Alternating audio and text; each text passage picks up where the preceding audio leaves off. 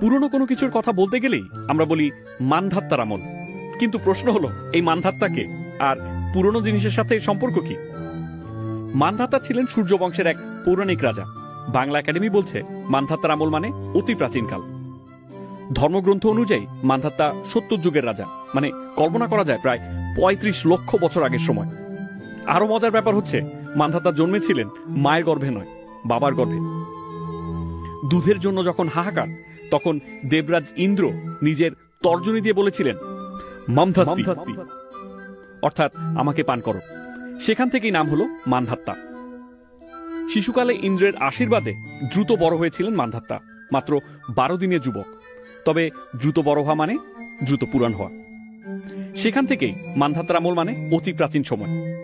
সত্য মিথ্যা যাই হোক, এই গল্পের জন্যই মানধাত্তার আমল আজও আমাদের ভাষায় বেঁচে আছে।